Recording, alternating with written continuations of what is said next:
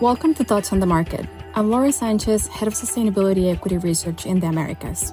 Along with my colleagues bringing you a variety of perspectives, today I'll discuss a highly topical issue, the impact of U.S. China trade tensions on the energy transition.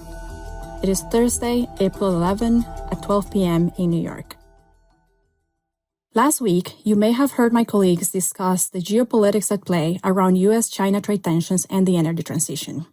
Today, I'm going to elaborate on that discussion, spearheaded by my team, with a deeper dive into the materials and minerals at risk, and exactly what is at stake for several industries in the U.S.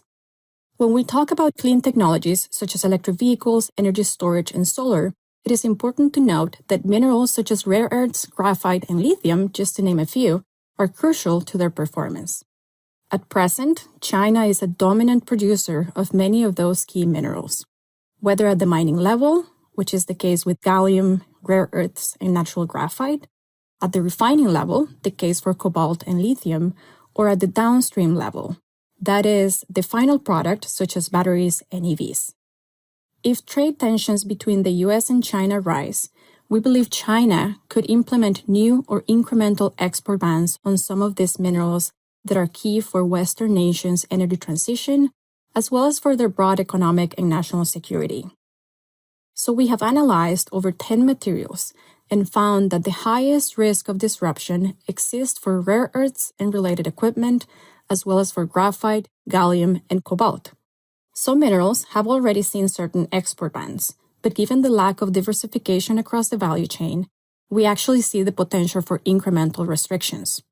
So this led us to ask our research analysts, how should investors view rising trade tensions in the context of clean technologies penetration specifically? While electric vehicles appear most at risk, we see the largest negative impacts for the clean technology sector as well as for large-scale renewable energy developers. This has to do with China dominating around 70% of the battery supply chain and still having strong indirect ties in the solar supply chain. But there are important nuances to consider for renewable energy developers, such as their ability to pass the higher cost to customers, whether this higher cost could hurt the economics of projects and therefore demand, and the unequal impacts between large and small players, where large Tier 1 developers could actually gain share in the market as they have proven to navigate better through supply chain bottlenecks in the past. On the auto side, slower EV adoption would naturally impact sentiment on EV-tilted stocks.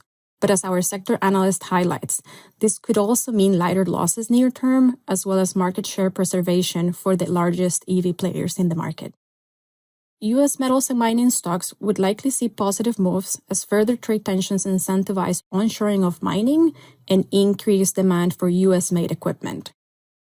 Given strong bipartisan support in the U.S. for a more hawkish approach to China, our policy experts believe that the U.S. presidential election is unlikely to lead to easing trade restrictions.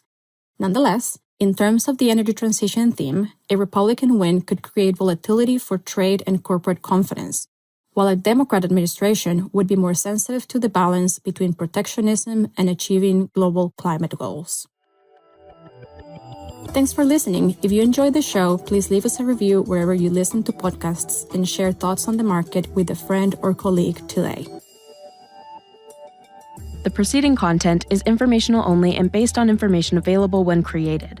It is not an offer or solicitation, nor is it tax or legal advice. It does not consider your financial circumstances and objectives and may not be suitable for you.